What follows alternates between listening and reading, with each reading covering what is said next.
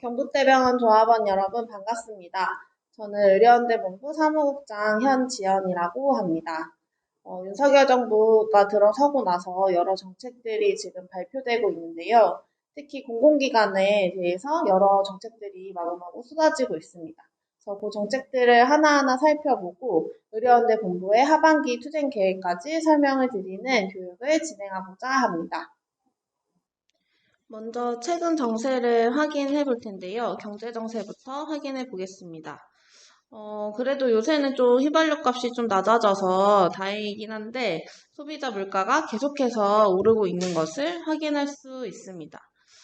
요 그래프는 5월 기준으로 나온 것인데요. 7월에는 외환위기 이후에 1,006%를 기록하면서 물가를 잡는 것이 정부의 최대 사안이 되어 있기도 합니다. 물가도 계속 오르고 전기, 가스요금도 오르고 가게는 계속해서 어려워질 수밖에 없는데요. 세계 가계부채 비율을 살펴보면 22년 1분기 기준으로 한국이 1위인 것을 확인하실 수 있습니다. 경제가 어려울 때마다 나오는 얘기가 뭘까요? 허리띠를 졸라매고 양보해야 한다라는 그런 얘기들을 다 들어보셨을 겁니다. 그런 맥락에서 정부가 노동자들의 임금 인상을 자제해달라고 얘기를 하기도 했었는데요. 그랬던 정부가 경제를 살리기 위해서 택한 것은 결국에 였습니다. 그렇게 새로운 내용은 아니기도 한데요. 6월 16일에 새 정부 경제정책 방향이 발표가 되었습니다. 그 내용을 보면 법인세, 보유세, 상속세 등을 감세해주겠다라는 내용들이 담겨 있습니다. 기업의 입장에서는 세금도 적게 내고 노동자들의 임금도 적게 올려줘도 되고 이 모든 것들을 정부가 밀어준다고 하니까 좋을 수밖에 없을 것 같습니다. 정치 관련한 정세도 확인을 해볼 텐데요. 윤석열 정부가 들어서면서 한 가지 주목했던 것이 있습니다. 바로 6.1 지방선거인데요. 안타깝게도 지방선거에서 국민의힘이 압승을 거뒀죠. 17개 광역단체장 선거에서 국민의힘이 12곳에 당선이 되었고 더불어민주당이 5곳이 당선이 되었습니다. 우리가 지방선거를 좀 주목했던 이유는 여소야대 국면에서 정부가 밀어붙이고자 하는 정책들의 추진 동력을 가늠해 볼 수 있는 장이었기 때문인데요. 윤석열 정부는 지방선거의 승리를 기반을 삼아서 본격적으로 여러 개혁 정책들을 내놓고 있는 상황입니다. 하지만 윤석열 정부에 대한 지지율이 또 떨어지고 있는 것이 사실이긴 한데요. 최근에 어느 정도 좀 반등을 하긴 했지만 그렇게 큰 좋은 평가를 받고 있진 않은 것 같습니다. 근데 아이러니하게도 이런 상황이 우리 노동자들 그리고 특히 공공기관의 노동자들에게는 오히려 안 좋은 영향을 끼치고 있는데요. 떨어지는 지지율을 반등시키기 위해서 공공부문의 구조조정과 부채 해소를 빌미로 임금 억제, 복리후생 후퇴 등을 추진할 것이기 때문입니다.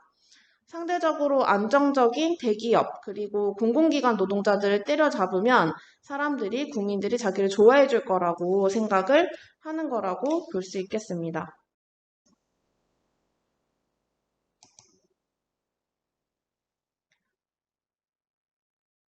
윤석열 정부의 키워드는 작은 정부입니다. 민간이 끌고 정부가 미는 역동적인 경제. 민간 주도로 경제를 활성화시키고 이를 방해하는 규제들을 정부가 다 풀어주겠다. 정부는 그저 민간을 지원하는 역할을 하겠다라고 할 수 있겠습니다. 이러한 윤석열 정부의 정책들을 대표적인 내용들을 추려서 하나하나 살펴보려고 하는데요.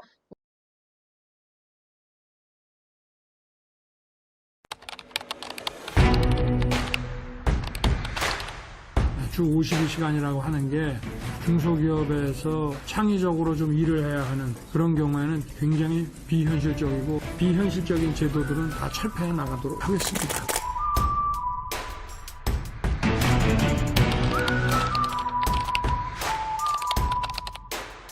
최저임금이 이렇게 경직되지 않으면 더 많이 고용을 할 수가 있는데 이 최저임금 때문에 고용을 제대로 못하고 또 이거보다 낮은 그 조건 하에서도 일할 의사가 있는데 그분들도 결국은 일을 못하게 되기 때문에 산업계의 의견을 충분히 듣고 어떤 결정을 하겠다고.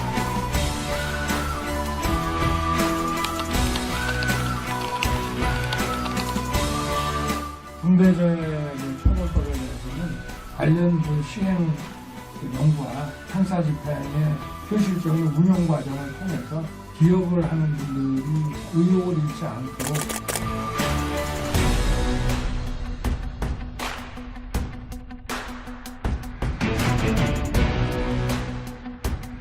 정부 주도에서 이제 민간 주도 경제로 완전히 탈바꿈을 해야 되고, 노동계약은 더 이상 미룰 수 없는 과제입니다. 기업이 자유롭게 활동하는 것을 방해하는 요소들이 있다면 그런 것들을 제거해 나가는 것이 가장 정부가 해야 될 일 아닌가. 인수위는 공공기관을 단계적으로 줄여나가기로 가닥을 잡았습니다.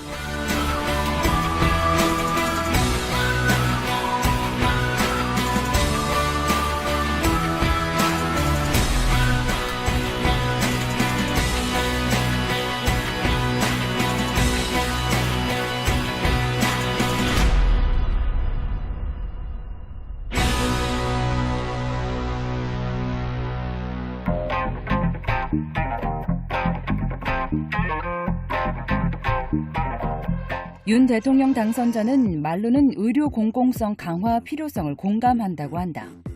하지만 공공병원을 신축하고 의료 인력을 확대하는 것이 아니라 민간병원에 대한 지원을 늘려서 공공병원이 해야 할 역할을 넘겨주겠다는 것이다. 이것은 결국 민간병원의 수익을 높여 몸집을 키우는 방식으로 의료 민영화를 가속화하는 방향으로 갈 것이다. 민간병원을 확대하겠다라는 공약을 발표를 했고요. 거꾸로 이제 공공병원은 민간 대형 병원 같은 곳들에 위탁을 하겠다. 코로나 같은 감염병도 앞으로 주기적으로 3년에 한 번씩 올 수도 있고 자주 올 수 있다고 얘기하는 이런 빈번한 재난이 찾아올 텐데 앞으로 재난 시기에 더 많은 희생을 우리가 겪을 수밖에 없을 거다.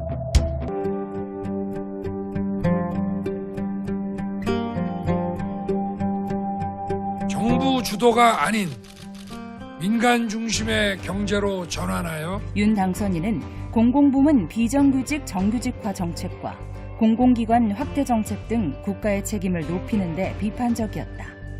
인수위가 기획조정 분과를 중심으로 공공기관 구조조정을 검토한다고 알려져 있다. 공공기관 효율성 정책의 핵심은 뭐냐면 결국 정규 인력을 줄이고 그다음에 그 자리에 늘어난 행정 수요에 대해서 비정규직이나 간접권을 확대했던 경험이 있고 그다음에 주요 공공자산에 대해서 민영화를 추진하거나 민간의 경쟁 체제를 확대시키거나 민자를 우선시하는 정책을 함으로써 국가 재정을 갖다 좀 더 건전할지 몰라도 공공서비스 확대나 그다음 국민들의 복지 확대에 대해서는 좀 소홀했던 측면들이 있는데 이런 것들을 되풀이되지 않을까 저는 판단하고 있습니다.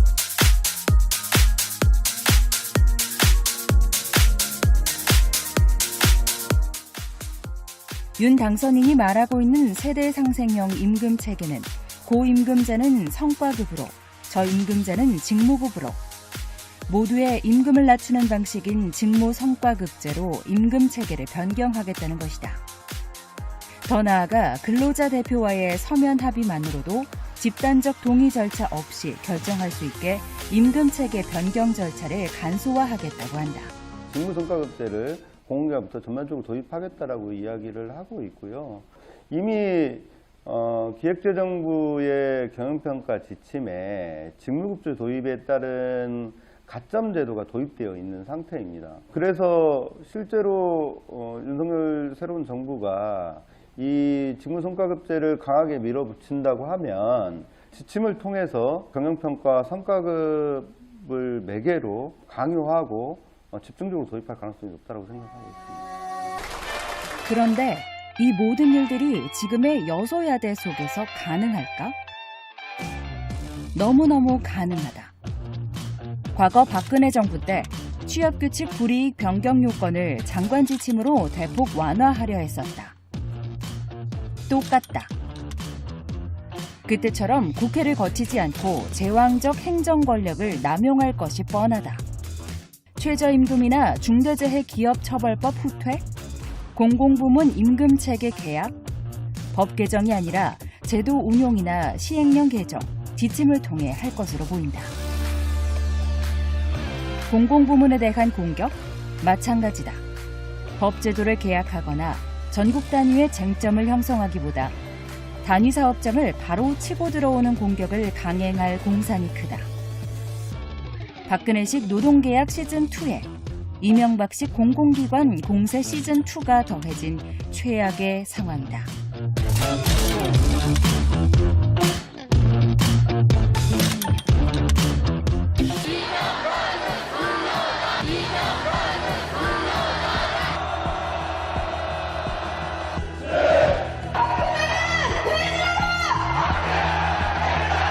지금 윤석열 정부가 최악의 시즌2라고 한다면 그것에 맞서는 우리도 우리의 시즌2를 시작해야 한다. 우리 사회의 공공성 확대와 공공운수 사회서비스 노동자의 노동권 보호에 우리 공공운수 노조가 앞장서자. 윤석열 정부의 이런 내용들은 이명박근혜 정부의 정책들과 크게 다르지 않습니다. 이명박 정부 때 공공기관 선진화라고 하면서 민영화 통폐합을 진행했고 22,000명의 인력을 감축시키기도 했습니다. 박근혜 정부 또한 방망경영이라고 이름을 붙이면서 공공기관의 각종 복리후생들을 다 개혁시켰고 임금 피크제도 이때 2014년 박근혜 정부 시절에 국립대병원들도 마찬가지로 방망경영에 두드려 맞다시피 했는데요. 경북대병원 또한 여러 복리후생 조항들이 폐지되거나 축소가 되었습니다. 학예휴가도 폐지가 되었고요. 보시면 청원휴가도 축소되고 보건수당도 폐지되고 퇴직수당 폐지, 대학생 학자금 폐지, 장기금속 포상 폐지, 퇴직자 포상 폐지, 온갖 것들이 다 폐지가 되거나 축소가 되었습니다. 이런 빼앗긴 복지들을 원상복구시키기 위해서 정말 힘들게 투쟁을 했어야 하는데요. 이러한 것들이 다시 되풀이될 위기라고 생각할 수 있겠습니다. 윤석열 정부 또한 공공기관을 저격하고 나서고 있는데요. 파티는 끝났다라는 얘기를 들어보셨을 것 같습니다.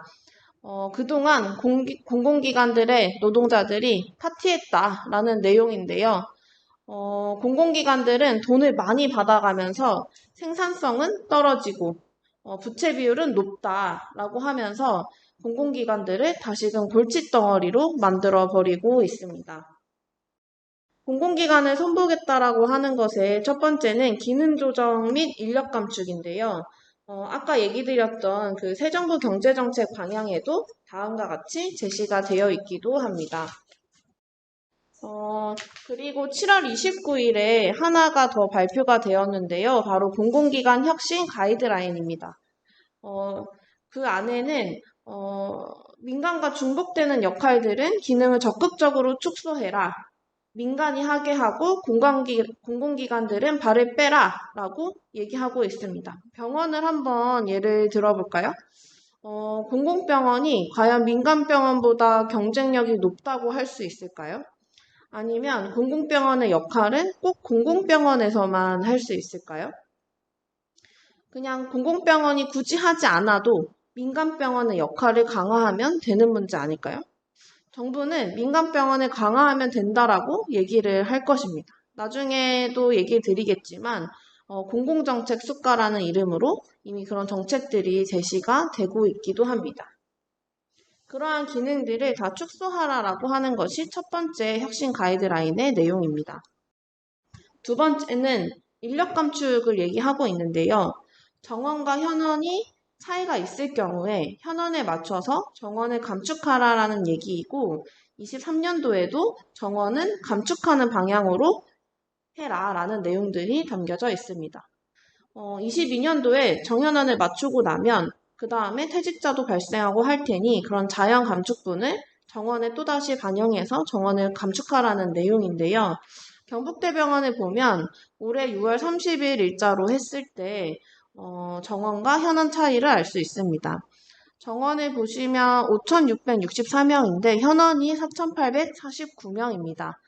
많이 차이 나는 곳들을 보면 간호직과 의사직 정도가 있을 수 있는데요.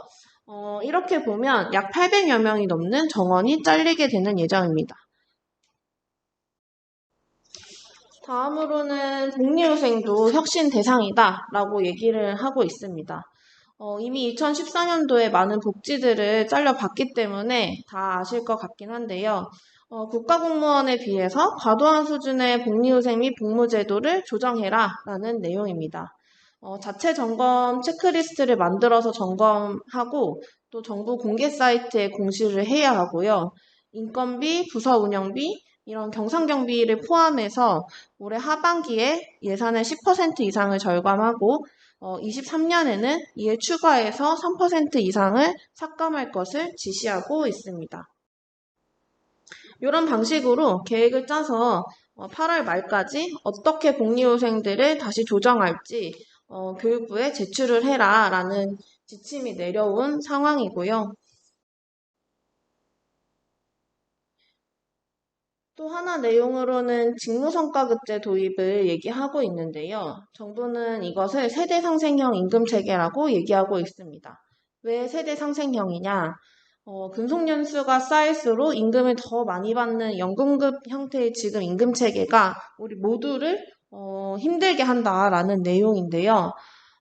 젊은 노동자들은 지금의 임금체계 안에서 성과를 인정받지 못한다고 여기고 불만을 가지고 근로의욕을 잃기 때문에 퇴사를 선택하고 있다라는 얘기고 그 다음에 갈수록 커지는 그런 임금 수준이 부담스럽기 때문에 기업 입장에서 나이 많은 사람들을 계속 고용하지 않으려고 한다. 근데 지금은 계속해서 퇴직 이후에도 일을 계속해야 하는 상황에서 이러한 상황들이 나이가 좀 있는 사람들의 그런 고용이나 이런 것들을 더 어렵게 만들고 있지 않냐라는 얘기입니다.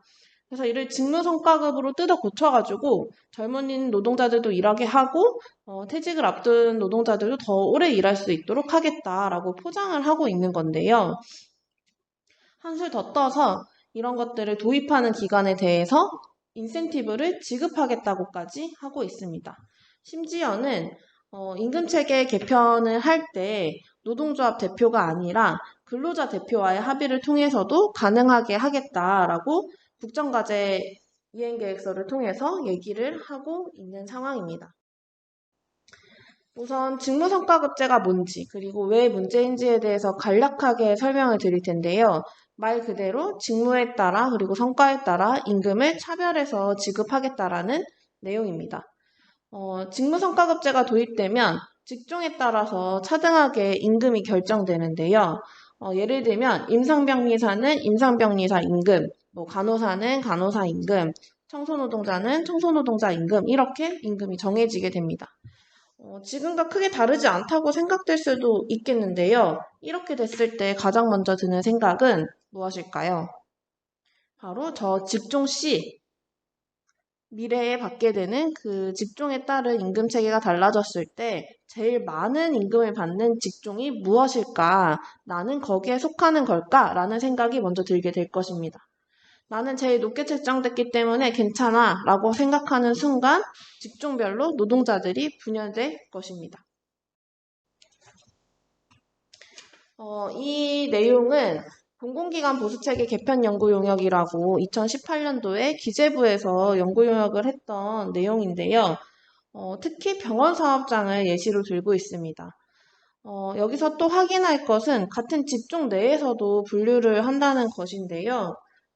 간호사, 보건직, 이공직 이렇게 직종마다 임금을 구분하는 것을 넘어서서 간호사들 안에서도 분류를 하고 그 안에서 또 임금을 또 다르게 책정을 해야 된다라는 내용들이 담겨져 있습니다. 그리고 여기서 나온 것처럼 R1, R2, R3 이렇게 다 각 단계로 넘어갈 때마다 직무의 내용 또한 달라져야 한다라는 얘기도 하고 있습니다.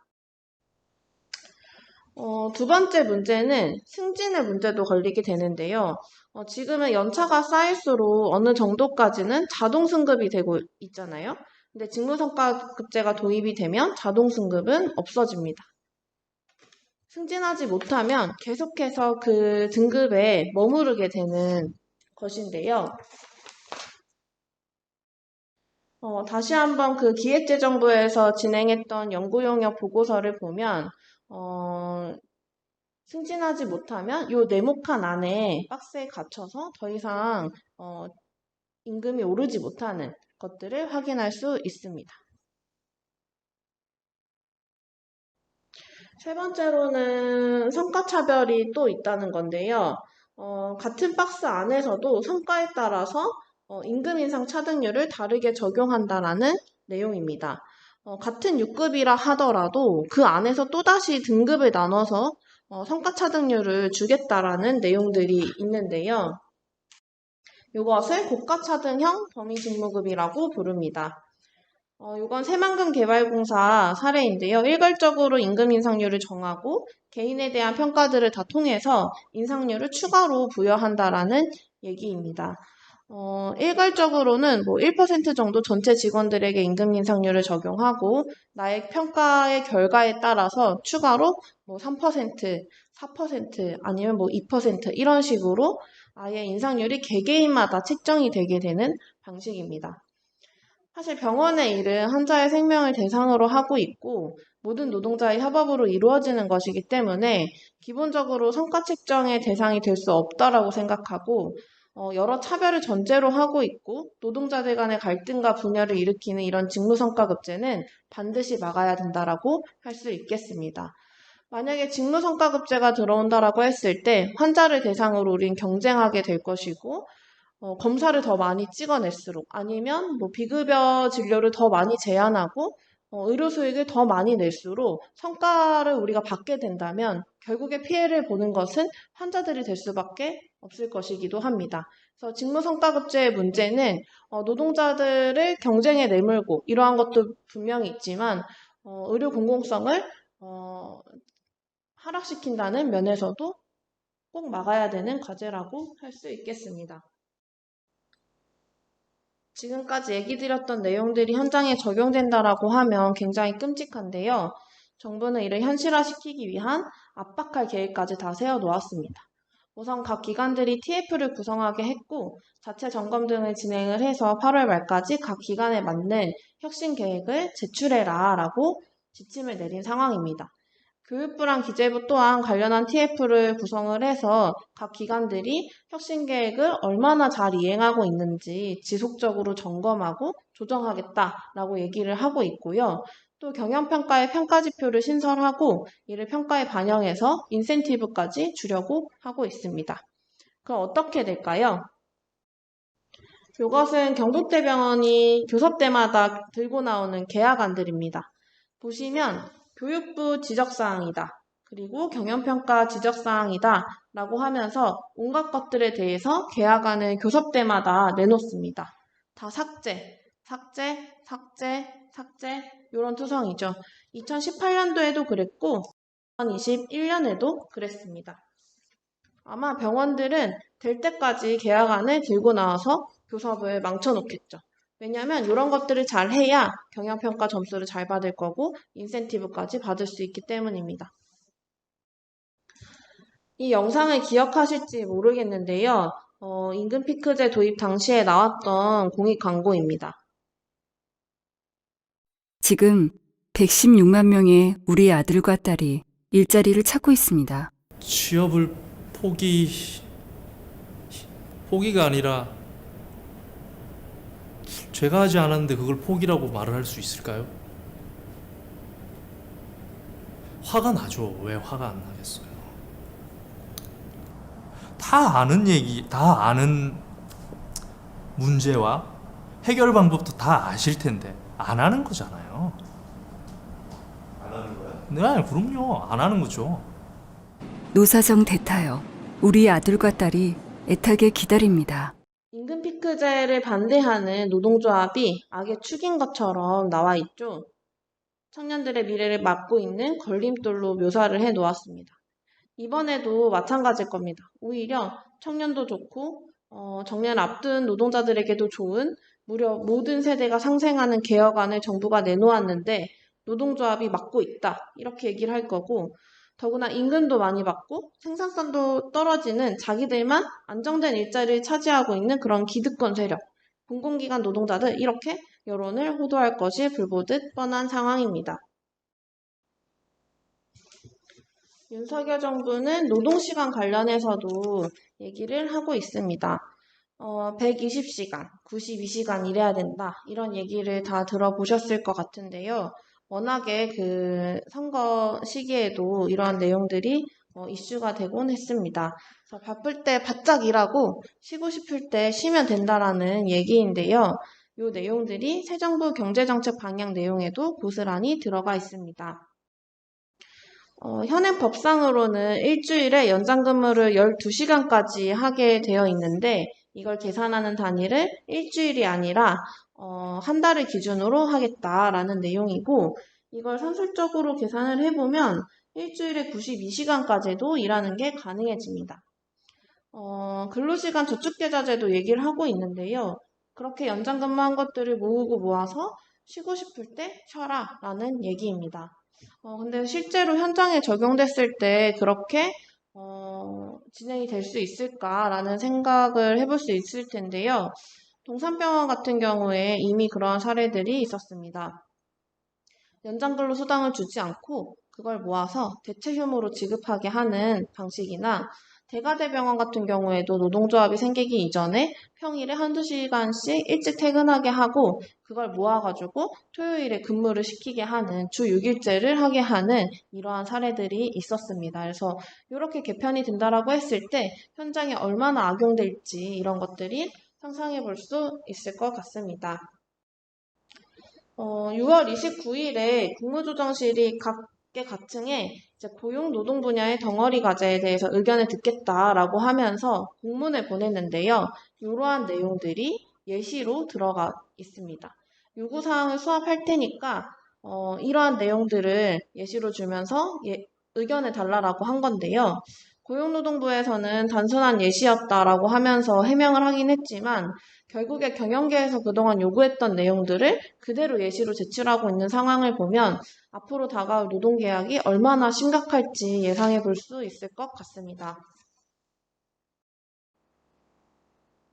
노동조합 무력화 시도도 시도될 예정입니다. 박근혜 정부 당시에 저성과자 일반해고 간소와 취업규칙 불이익 변경, 조건 변경 등을 지침으로 냈었는데요. 지금은 해고를 마음대로 할 수 없지만 이거를 마음대로 할 수 있게 해주겠다라는 내용들이었습니다.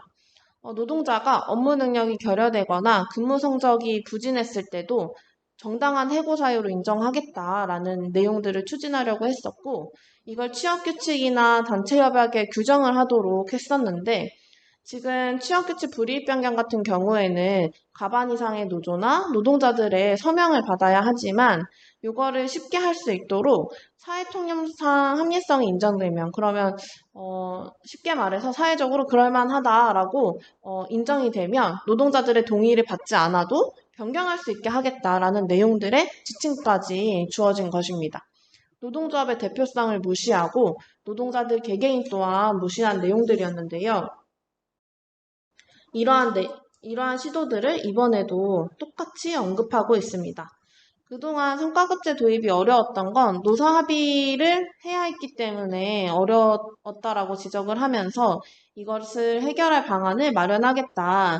노동조합 대표가 아니라 직종별 대표와 개별 합의할 수 있겠다라고 하고 있는 노동자 대표 또한 노동조합이 할 수 없게 하고 있는데요. 노사협의회 구성인 근로자 대표를 그동안 노동조합 대표가 해왔었는데 가반이 되지 않는 노동조합에 대해서 인정하지 않겠다라고 법이 개정됐습니다. 그래서 근로자 가반 이상이 참여하는 투표가 꼭 진행되게 되었는데요. 이는 경영평가에서도 계속해서 지적되는 상황입니다. 2020년도 경북대병원 경영평가 보고서에 나와 있는 내용인데요. 20년도에 경북대병원이 노사협의회가 개최되지 않았다. 이유를 살펴보니까 경북대병원 분해가 근로자 가반을 대표하는 노동조합이 아닌데도 불구하고 근로자위원을 해왔었는데 이거를 시정을 하려다 보니 노조의 반발로 노사협의회 개최가 어려웠다. 그치만 노사협의회는 개최되지 않았지만 법을 이행하는 과정에서 발생한 문제라는 점에서 사실 긍정적으로 평가된다라는 내용들이 들어가 있습니다. 그리고 단체 협약 유효기간 또한 지적을 하고 있는데요. 지금 1년 단위로 지나치게 짧다, 단체 협약이. 단체 협약을 2, 3년 주기로 개정할 수 있도록 하는 것이 필요하다라는 내용까지 지적이 되고 있습니다. 가반이 되지 않으면 근로자 대표를 노동조합이 할 수 없게 되는 거랑 단체 협약까지도 1년 단위가 아닌 2년, 3년까지 늘리면서 노동자들의 노동 조건에 대한 내용들을 노동조합이 대표해서 논의하거나 이런 것들을 어렵게 만드는 시도들이라고 할 수 있겠습니다. 이런 노동조합 무력화 시도를 발판 삼아서 사측들이 적극적으로 계약안을 관철시키려고 할 것인데요. 이 사진은 2014년도에 당시 서울대 병원 분회가 받은 제보입니다. 취업규칙 불이익 변경 사인을 강요받고 있다는 내용인데 티룸에 한 명 한 명씩 불러서 서명을 강요당하고 있으니까 노동조합이 제발 와서 구해달라라는 그런 제보가 들어온 상황입니다. 서울대 병원만 그러진 않았는데요. 경북대병원도 마찬가지였습니다. 2014년도에 경북대병원도 노동자 한 명 한 명을 붙잡고 취업규칙 변경 사인을 받았는데요. 이걸 하지 않으면 내년도 임금 인상이 날아간다. 그리고 이렇게 가다가는 파업에 들어가게 될 거다. 계약안을 마치 좋은 것처럼 포장해 가면서 불이익 변경을 시도하기도 하였습니다. 이제까지 윤석열 정부의 노동정책을 확인을 해봤다면 의료정책 또한 같이 살펴볼 것인데요. 보건의료 정책에서도 윤석열 정부의 작은 정부라는 기조가 유지가 됩니다. 민간병원을 강화하겠다라고 하면서 공공정책 수가를 얘기하고 있는데요. 그동안 민간병원이 공공적인 역할을 하지 않은 것은 돈을 안 줬기 때문이다라고 간단하게 얘기하면 이런 내용입니다. 하지만 돈을 주겠다라고 얘기하면서 강제 방안은 같이 얘기하지 않고 있는데요. 그동안 민간병원이 사실 돈을 못 받아서 그런 역할을 하지 않았던 것은 아닙니다.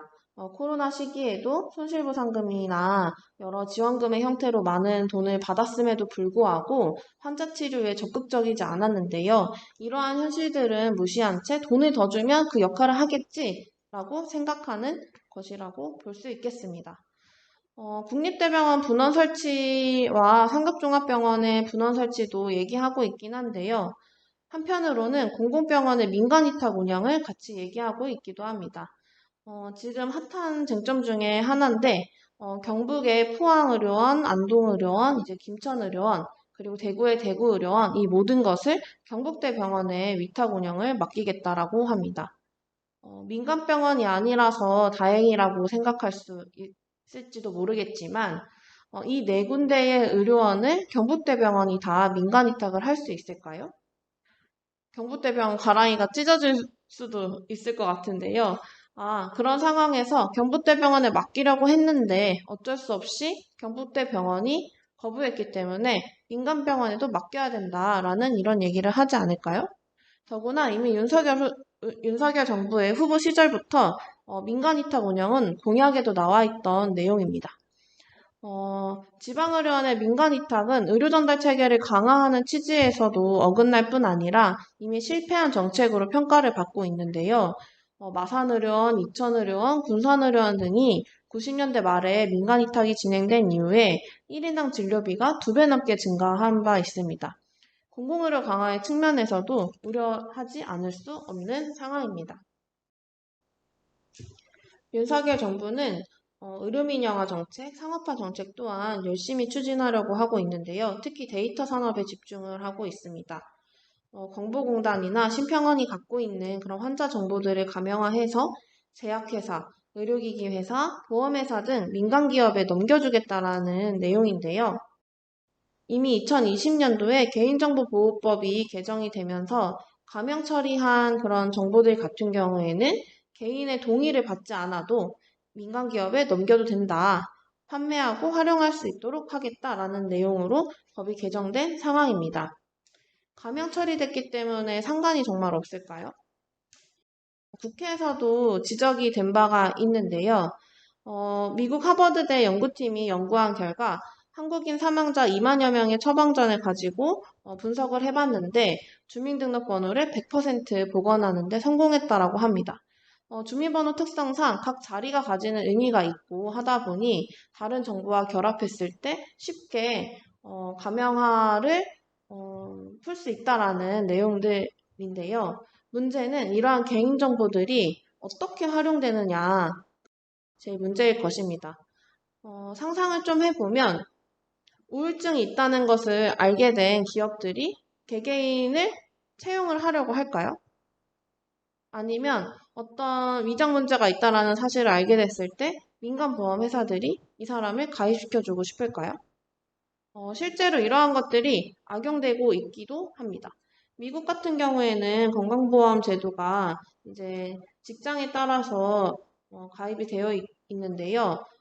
그 한 기업에서 그 개개인에 대한 목표치를 설정해주고, 허리 둘레는 어디까지, 콜레스테롤은 어디까지, 혈당과 혈압은 어느 정도까지, 이런 목표치를 설정을 해주고, 이걸 달성하지 않을 시에는 직원들에게 건강보험료를 추가로 부담하게 하거나, 이렇게 악용한 사례가 있다라고 하고, 범죄에도 이런 개인정보들이 악용된 사례들도 있다고 합니다.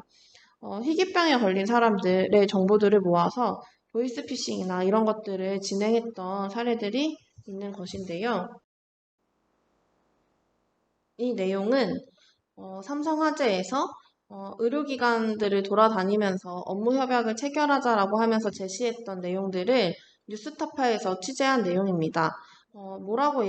어떤 얘기들이 들어가 있냐면 삼성화재에서 업무 협약을 체결했을 때 이러이러한 것들이 가능하다라고 제시를 한 것인데 환자들이 이제 자신들한테 물어본다라는 거예요. 나는 이러이러한 병들이 있는데 어느 병원에 가면 좋겠냐라는 것들을 물어본다라는 거고 그거를 삼성화재에서 당신이 우리와 업무 협약을 체결했을 때 그 환자들에게 당신의 의료기관을, 당신의 병원을 소개시켜 주겠다라는 것들을 메리트로 제안을 했다라고 합니다. 그러면서 어떤 것들이 가능해질지 앞으로 이런 제시들을 한 내용으로는 나중에는 결국에 자신들이 지정하는 병원에서만 환자들이 치료받을 수 있게 될 거다라는 식으로 이제 제시를 했다고 하는데요. 개인 정보들이 민간 기업들에게 들어갔을 때 어떻게 악용될 수 있을지를 상상해 볼 수 있는 사례라고 생각을 합니다. 그다음에 비대면 진료 관련해서도 또 하나의 주력된 과제로 이제 추진을 하고 있는데요. 현재 코로나19를 핑계로 한시적으로 허용되고 있는 상황입니다. 얼마 전에 기사가 났는데 그 비대면 진료 관련해서 평가를 해보니 부작용도 만만치 않더라라는 내용의 그런 기사가 나온 적이 있는데요. 보니까 비대면 진료는 어쨌든 대면 진료를 기본으로 하고 보충하는 면에서만 이제 하게끔 되어 있었는데 그게 아니라 비대면 진료를 전용으로 하는 의료기관과 약국이 등장했다. 라는 얘기입니다. 사실 이러한 문제들이 시설이나 장비 기준들을 다 위반하거나 아니면 위생관리가 적절하게 되지 않다거나 아니면 폐쇄적인 구조로 인해서 무자격자들의 조재나 이런 것들이 있을 수 있기 때문에 많은 우려가 된다라고 복지부에서도 인정하고 있는 상황입니다. 대면 진료를 진행했던 의사들에 대해서도 설문조사가 진행이 됐는데요. 총 2,500여 명이 설문에 참여를 했는데 전화 상담만으로도 대면 진료랑 비교했을 때 충분한 진료가 이루어졌다고 생각하냐라고 물은 그 질문에 152명, 7.9% 정도만 충분했던 것 같다라고 대답을 했다라는 얘기입니다. 그리고 또 가장 우려되는 점들이 무엇이었냐라고 했을 때 오진의 위험이 있다라고 대답한 사람들이 94% 정도가 됐다라고 하고요. 아까 얘기했던 그런 비대면 진료의 전문의원들이 출연할 거다. 그리고 그런 원격 의료 관련한 플랫폼들이 난립할 거다. 이런 내용들도 많이 답변을 했다라고 합니다. 그래서 비대면 진료가 정말로 도입된다라고 했을 때 당신은 적극적으로 참여하겠냐라고 물어봤던 질문에서도 해당 의사들도 9% 정도만이 나는 비대면 진료에 참여 의사가 있다. 라고 대답을 했다라고 합니다. 앞서 살펴봤던 정세들에 대응해서 의료연대 본부는 무엇을 요구할 것이냐에 대해서 설명을 드려보도록 하겠습니다. 첫 번째로 의료민영화 반대, 의료공공성 강화입니다. 윤석열 정부가 시도하고 있는 그런 의료 공공성을 축소시키고 의료를 상품화하는 그런 정책들에 맞서서 여전히도 의료 공공성 강화가 필요하다라는 요구를 하는 것이고요. 의료 취약 지역에 공공병원을 설립하고 공공병상을 확충하는 것, 그리고 개인의 그런 의료 정보들을 상품화하고 민간 기업들에게 넘겨주는 것, 비대면 진료를 확대하는 것, 이러한 정책들을 중단해라 라고 요구하고 있습니다. 두 번째는 인력 확충입니다. 더욱더 안정적인 의료 서비스를 환자들에게 제공하기 위해서 인력이 필요하다라는 얘기들을 지속적으로 하고 있는데요. 위험 업무 2인 1조, 그리고 보건의료 인력 기준 마련, 간호사 1인당 환자 수 법제화 등의 요구들을 가지고 인력 충원을 함께 요구하고 있습니다. 세 번째는 노동계약 저지입니다. 앞에서 살펴봤던 여러 노동계약 정책들이 현장에 적용됐을 때 노동권이 박탈되는 것뿐만이 아니라 환자들에게 안정적인 의료 서비스를 제공하지 못하게 될 것이기 때문에 각각의 내용들을 폐지할 것을 요구하려 합니다. 임금체계 계약을 금지하는 것, 그리고 국립대병원에 대한 경영평가를 폐지하는 것 등등을 요구하고 있습니다. 이를 실행시킬 투쟁 계획도 간략하게 설명을 드리겠는데요. 윤석열 정부에 맞선 첫 투쟁의 포문을 화물연대 본부가 열었다고 하면 의료연대 본부도 그 투쟁을 이어받아 시기집중 인단협 공동투쟁을 진행하려고 준비하고 있습니다. 의료연대 본부뿐만이 아니라 철도, 건보, 서울지하철, 부산지하철 등 여러 공공기관의 노동자들이 함께 공동투쟁을 준비하고 있는 상황입니다. 시기별로도 계획을 설명을 드릴 텐데요. 우선 8월 이전 7월에 의료연대 본부는 용산 대통령 집무실 앞에서 투쟁 선포식을 진행한 바 있습니다. 투쟁 선포식을 진행하면서 앞에서 설명드렸던 의료연대 본부의 요구안을 선포하고 투쟁을 결의하는 그런 집회를 진행을 했었고요. 8월에는 투쟁본부 체계로 전환하면서 이후 투쟁을 더 착실히 준비해 나가려고 하고 있습니다.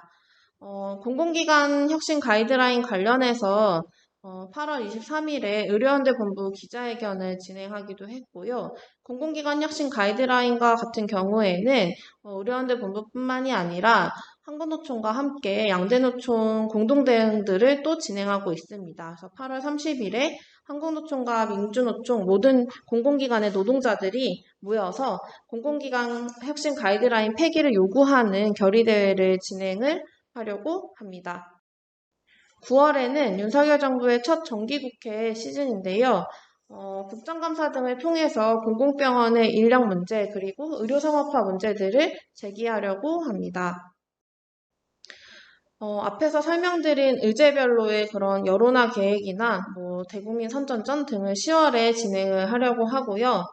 특히 의료연대 본부 산하의 사업장들이 10월 말 11월 초 시기집중 총파업 총력투쟁을 진행할 것입니다. 그래서 공동조정 신청이나 결의대회 등을 준비하고 있는 상황입니다. 11월, 12월에는 공공운수노조 하반기 예산입법 총파업 총력투쟁이 예비되어 있고요. 11월 12일 민주노총 10만 총궐기 전국노동자 대회도 준비되고 있는 상황입니다. 12월에는 노동계약 저지 및 개혁 입법 쟁취를 위한 대국회 끝장투쟁이